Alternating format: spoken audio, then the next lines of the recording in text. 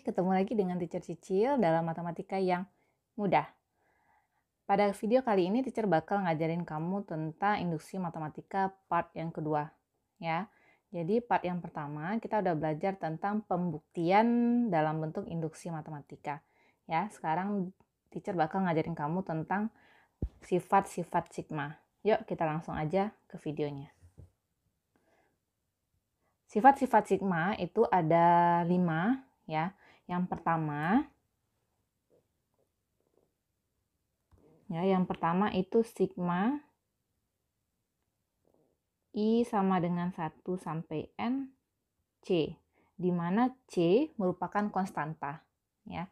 Jadi kalau misalnya sigmanya seperti ini, berarti jawabannya nanti tinggal N dikali C. Contoh, ya, kenapa bisa seperti ini? Kita contohkan, misalkan ini sigma I sama dengan 1 sampai 5, konstantanya Teacher ganti jadi angka 7. Ya. Kalau kita menggunakan sifat, berarti ini sama dengan N kali C. N-nya 5, konstantanya 7. Berarti jawabannya 35, langsung aja. Kemudian kalau misalnya kita pakai konsep, ya, berarti untuk sigma I sama dengan 1 sampai 5, 7, berarti 7 ini bisa kita lakukan 5 kali, ya. 7 yang pertama, ditambah 7 yang kedua, ditambah 7 yang ketiga, ditambah 7 yang keempat, ditambah 7 yang kelima. Kalau kita jumlahkan, jawabannya sama dengan 35. Di sini paham? Yuk kita lanjut sifat yang kedua, ya. Sifat yang kedua itu sigma I sama dengan 1 N C dikali UI, ya. Dimana U itu suku ke N. Kayak video yang sebelumnya, Teacher kasih misalnya sukunya itu 2N kurang 1. Jadi UI itu adalah suku ke N rumusnya. Kalau misalnya sifatnya yang seperti yang nomor 2 ini, berarti jadi sifatnya jadi C-nya dikeluarkan saja. Jadi konstantanya dikeluarkan, ini berubah jadi sigma I sama dengan 1 sampai N UI. Boleh kita jadikan seperti ini. Contohnya sigma I sama dengan 1 sampai 5, 3N, kita bikin 3N saja. Berarti ini boleh kita buat dalam bentuk 3, 3-nya Teacher keluarkan. Sigma I sama dengan 1 sampai 5 N. Ya, boleh Teacher jadikan sampai N saja. Tapi kalau misalnya Teacher bikin sigma I sama dengan 1 sampai 5 jadi 3N kuadrat. Berarti 3-nya Teacher kedepankan. I sama dengan 1 sampai 5, N-nya juga N kuadrat. Itu kalau soalnya dalam bentuk N kuadrat atau N dan sebagainya. Jadi ada angka, kita pindahkan ke sebelah kiri, di luar sigmanya. Kita lanjut ke sifat yang ketiga. Sifat yang ketiga itu sigma I sama dengan 1 sampai N Fn plus minus Gn. Ini maksudnya apa, Car? Ya, ini boleh kita pisah. Bisa jadi nanti soalnya itu pakai plus, bisa jadi minus. Kalau Teacher bikinkan, jadi Teacher jabarkan sifatnya I sama dengan 1 sampai N Fn. Yang di sebelahnya itu sigma I sama dengan 1 sampai N Gn. Jadi boleh dipisah. Contoh, sigma I sama dengan 1 sampai 5, 2N kuadrat dikurang 3N. Kalau soal seperti ini kita pisah. I sama dengan 1 sampai 5, 2N kuadrat dikurang, ya, karena ini ada tanda kurang, dikurang sigma I sama dengan 1 sampai 5, 3N.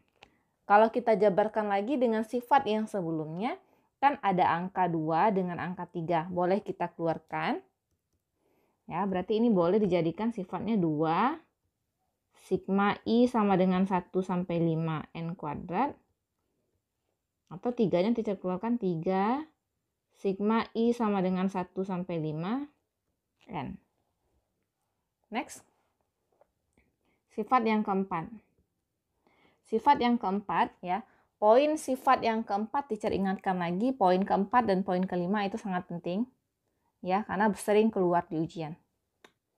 Ya, yang keempat contohnya itu sigma I sama dengan 1 pangkat N Fn ditambah sigma I sama dengan N tambah 1 sampai M Fn. Silakan dilihat bentuknya. I sama dengan 1 sampai N. Kemudian N-nya bertambah 1 sampai M. Fungsinya tetap sama Fn. Ya, fungsinya tetap sama Fn. Berarti ini bisa kita tulis sigma I sama dengan 1 sampai M Fn. Contohnya seperti ini. Sigma I sama dengan 1 sampai 4 N kuadrat ditambah sigma I sama dengan 5 sampai 7 N kuadrat. Ini bentuknya bisa kita robah jadi sigma I sama dengan 1 sampai 7. Ya, siapa yang paling terakhir? 7 N kuadrat. Next, yang terakhir. Sifat yang kelima. Misalkan ada sigma I sama dengan 1 pangkat N UI. Kemudian yang satunya kita kurangkan dengan berapapun hurufnya, berapapun angkanya. Berarti ini bisa ditulis dengan sigma I sama dengan 1 dikurang P. Jika yang di bawah dikurang P, sigma yang di atasnya juga harus dikurang dengan P. Ya, berarti ini jadi N kurang P. Kebalik dengan yang di dalam fungsi, ya kayak UI. I-nya karena yang di sigmanya kita kurang dengan P, yang di UI-nya kita tambahkan dengan P. Kebalik dia. Ya. Jadi kalau misalnya teacher balik sifatnya I sama dengan 1 ditambah P, berarti N-nya juga ditambah P, UI-nya jadi kurang P. Contoh, sigma I sama dengan 3 sampai 7 2N kurang 5.